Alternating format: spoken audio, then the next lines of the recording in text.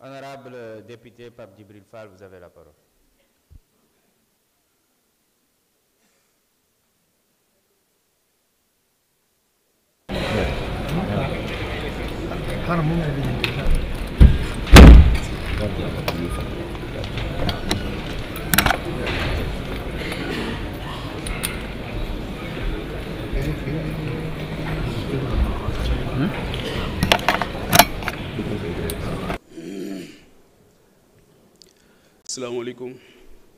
Assalamu alaikum, monsieur le Premier ministre. Assalamu alaikum, monsieur le Président de l'Assemblée nationale, les membres du gouvernement.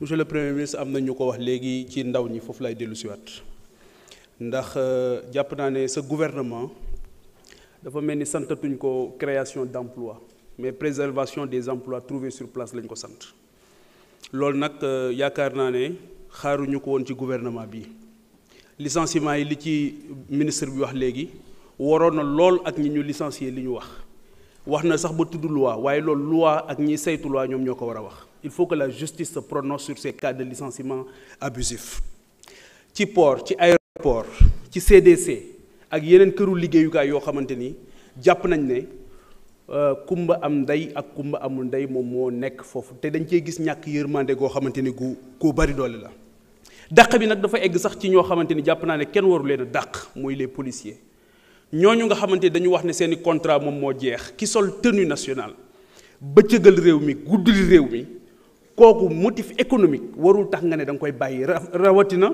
ci jamono boo xam les défis sécuritaires sont énormes donc jàpp naa ne ñooñu muy ces 312 seen réintégration dafa war a nekk lu immédiate beneen bi mooy toujours ci ndaw ji migration circulaire wax nañ ko mooy léegi ndaw ji dañ leen di yóbbu ngeen dem loolu jàpp naa ne du solution keroog bi ñuy dem ni jëwriñ ji taxawee tiim leen am na lu bari lu mu fàttali ci conscience collective bi te loolu du li ñu diggoon ndawi Sénégal gis naa sax ñu ne Qatar tamit moo ngi xaar ñeneen ñoo xamante ni duñu ñuy witt waaye des gens qui sont bien formés loolu tam dëppawul avec les enjeux de développement du Sénégal donc loolu war nañ ci taxaw bu baax beneen bi monsieur le Premier ministre maa ngi ñeewant bu baax le ministre de la justice ndax fi mu ne ñoo ngi ñëpp a ngi jooy tiim ko y compris le président de la République di wax ne le peuple doit mettre la pression sur la justice non le peuple n'a pas le droit de mettre la pression sur la justice rawatina justice boo xam ki ñu ko dénk tey nit ñi am nañ ci moom yaakaar suñ ko dooleelul buñ ko affaiblir fii may wax ak yéen am na jëmm joo xamante ni Simon Faye la tudd rédacteur en chef bu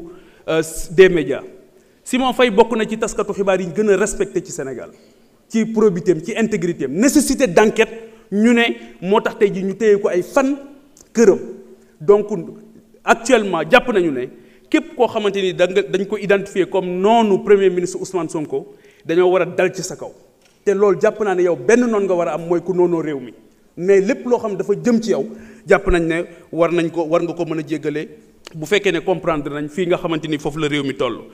donc Simon Faye ak la justice ak ñi nga xamante ni yëpp dañ leen di woo ci loo xamante ni du dara parce que li nga wax fii léegi ci wàllu justice jàpp naa ne on est en train de redéfinir même la nature de notre régime. Pendant longtemps, on a décrié une administration judiciaire.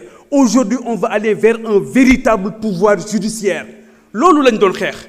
Et pour man ce pouvoir-là, dañ ko war a gën a conforter, war ko gën a liggéey bu baax. C'est pas un pouvoir des juges. Loolu tamit gars yi nga xamante ni souvent ñoom ñooy nekk complètement à côté de la plaque ñoom ñoo koy nekk di wax. Donc loolu la ñu jàpp ne dafa nekk ay problématique yoo xamante ni war nañ ci taxaw bu baax a baax daal di dimbali li nga xamante ni moom mooy encore une fois ndaw ñi dooleel leen dimbali leen parce que tey jii Sénégal on parle de déguerpissement des jeunes yi nekk ci marché yi mais c'est la première fois dans l'histoire du pays où on parle de déguerpissement te kenn déggul ñu wax recasement il faut qu'on parle de recasement bu ñuy déguerpir beneen bi mooy la problématique des marchés benn borom xam-xam day wax ne boo demee ci dëkk boo bëggee xam ni waa dëkk ba mel njëkkeel ci marché bi nu marché bi mel moom la dëkk bi mel te sunu marché yépp tey ku ci am ndomba tànk dootoo dem ci marché yi dootoo fa nduggee dootoo fa lijjanti parce que xam nga ne marché yi nekkul aux normes donc il faut qu'on travaille sur un vaste programme de réhabilitation des marchés jàpp naa ne loolu tamit dafa nekk farata ci fi nga xamante ni foofu la Sénégal toll. Monsieur le Premier ministre damay revenir ci beneen problématique boo xamante ni c'est la presse sénégalaise. Excusez-moi, mais justice bi doy na, c'est bon. damay revenir sur la problématique de la presse. La non presse... honorable question la ci benn thématique mbunoo xaabaabal ci thématique yu bari donc restel ci justice bi sinon mën nga dem toog. La presse se sent persécutée aujourd'hui. Veuillez couper le micro s'il vous plaît.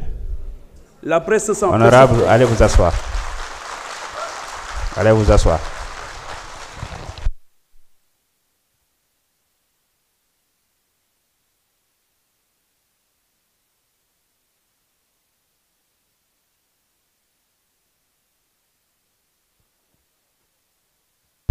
Merci beaucoup. Monsieur le Premier ministre, vous avez la parole.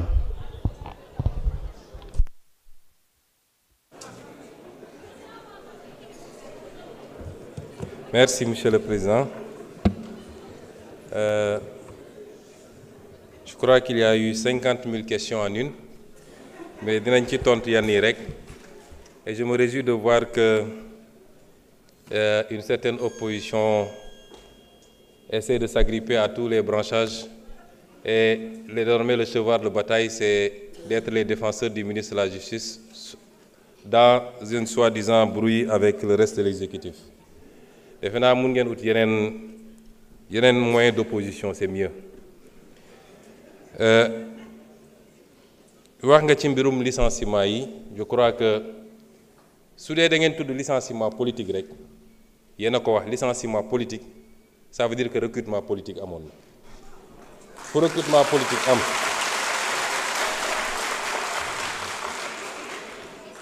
ku ñëw ku politique recruté woon nag politique war na laa mën a fi dindi loolu amul demal ma ñëw.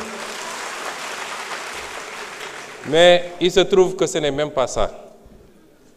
Le problème, ministre Birame Souleye Diop wax na ko léegi. On vous a donné des arguments techniques. Répondez par rapport à des arguments techniques. Nee nga justice, il faut me prononcer. Kan moo tere justice prononcer wu? Les gens sont libres d'aller en justice pour dire que d'accord moi ci sama licenciement et la justice se prononcera. C'est pas un débat, jarul ñëw fi assemblée. Boobu vraiment c'est hors sujet. Ensuite, s'il vous plaît, vous parlez de justice. Vous savez, wax naa léegi, je ne sais pas dans ce que j'ai défini. Nga xam ne lépp ci constitution laa ko jëlee.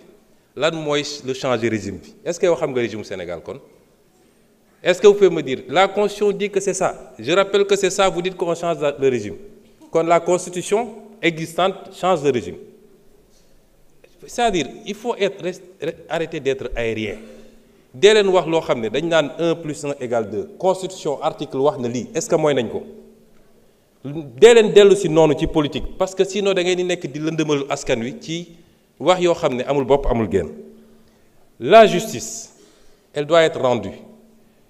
La justice a été discréditée depuis plusieurs années loolu du lu ñuy nëbb lu Sénégal yëpp d'accord la majorité des acteurs de la justice d'accord nañ ci.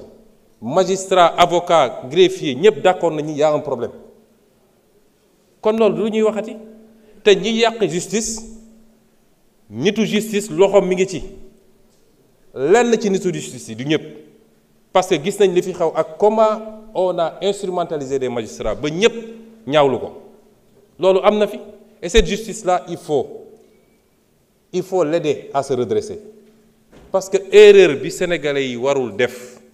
Moi, dès lors qu'on a élu le président Bassirou Diomaye Faye le 24 mars, mbir mi changé na déedéet. Il y a la volonté de changer, la conduite du changement et les résultats yi ñu war a am. L'État, c'est le même État qui est là, les mêmes agents, hauts fonctionnaires, magistrats, etc. Loolu c'est pas parce que changé nga président rek que loolu changé na de. Liggéey la boo xam ne au jour le jour lañ koy def. Ce qu'on appelle l'état profond, il est encore là, avec ses habitudes. te liggéey la boo xam ne du liggéey bu yomb mais la justice am na erreur bi nit ñi di def le peuple a le droit de dire que j'attends c'est le service public de la justice. Pourquoi on peut mettre la pression sur le président, sur le Premier ministre, sur l'Assemblée et le peuple au nom duquel la justice est rendue n'a pas le droit de dire mais j'ai un problème ci sama justice nu muy doxee. Au nom de quoi? On dit le temps de la justice n'est pas le temps des hommes. Le temps de la justice est le temps des hommes parce que la justice est rendue au nom des hommes. Et en matière de justice, il y a un principe qui est important, la célérité. La justice doit être rendue avec célérité. Ça, c'est un principe fondamental du droit. Nous pouvons poursuivre ça des magistrats lorsque, par leur négligence, dossier dafa nek ba peut-être sax génn ci dugg ci délai de prescription yi. On peut poursuivre disciplinairement des magistrats. Tay biñu jog ñëwé gaay def inventaire laaj leen dans les cabinets d'instruction ñaata dossiers lañ fa fekk, des milliers de dossiers qui dorment là-bas depuis longtemps. On peut trouver des justifications, peut-être amuñu suffisamment d'effectifs, peut-être les conditions de travail, mais en tout cas de cause, la justice doit être rendue avec célérité parce que le citoyen doit pouvoir connaître son sort rapidement et la société doit pouvoir être édifiée sur le sort du citoyen. Est-ce que yoon la ñu ne nit jàpp nañ ko pour une banalité mu def 10 ans ñu ne mi ngi instruction? Est-ce que vous voudriez être dans cette situation vous? Kon yéen opposition da ngeen di ut fu ngeen di langaamu da ngeen amatul argument nee nga que actuellement dañuy dal ci kaw nit ñi gis nga la liberté d'expression constitution moo consacré la liberté d'expression. Est-ce que xam nga ban article moo ko wax ci constitution bi ak lan la wax? Je suis sûr que xamoo ko liiroo ko. L'article 10 de la constitution dafa ne chacun a le droit d'exprimer et de diffuser librement ses opinions par la parole, la plume, l'image, la marche pacifique, pourvu que l'exercice de ces droits ne porte atteinte ni à l'honneur, ni à la considération d'autrui, ni à l'ordre public. Ni à l'honneur. Parce que ce qui se passe actuellement, cette opposition-là, nga xam ne ñemewuñu parce que xamante nañu ñoom ñooy dem jël ay xale yoo xam ne koo ci laaj mu ne la aw ma certificat yónni leen ci télé ne leen dem leen saaga ji pour attenter à l'honneur des gens, pour attenter à la dignité des gens, à la considération d'autrui et à l'ordre public. Et vous croyez que ça dinañ ko bàyyi muy dox au nom de la liberté? Moi, je vais vous dire une chose. Ba fi mu toll nii je ne me suis jamais intéressé à ces questions. Lu xew ci réew mi ñu ne Sonko la. Je n'ai jamais fait arrêter quelqu'un. Le ministre de la Justice est là. Je n'ai jamais dégg naa même ñi ñu jàpp ci affaire dossier xaalis ak nangam ñu ne Sonko la. C'est pas moi. Damay xëy di gisandoo ci presse bi ñëpp ni jàpp nañ diw. Mais sur ces questions-là, je vous dis qu'à partir d'aujourd'hui, j'assume. Parce que man lu ma dugg rek ngeen xam dugg naa.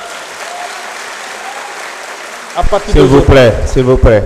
Parce que ce pays duñ ko seetaan te gis nga ñi ngeen di sacrifier wujaaw yi ngeen di yónni ñuy dem di saaga ñoom seen cadre nañ ko régler rapidement mu des nag xanaa yéen opposants yi ponkal opposants yi nekk seen kër yor seeni milliards di joxe di fay ay loyer pour nit ñi saagal leen xanaa dañu génn ñeme léegi bis bu ñu effacer ñoo ñëpp ils prendront leur courage pour sortir et on les attend parce que nag yéen a ngi woo ci terrain bu ñu xam ñun terrain bu ñu mën ñoo leen ciy xaar.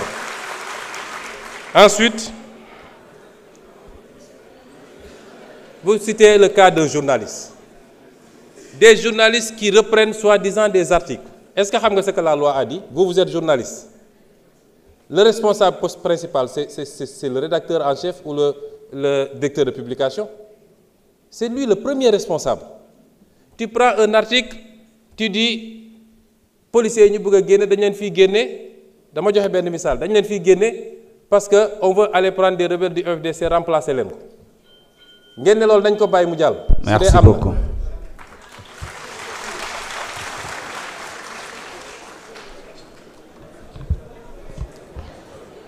Honorable Ousmane Diop, vous avez la parole.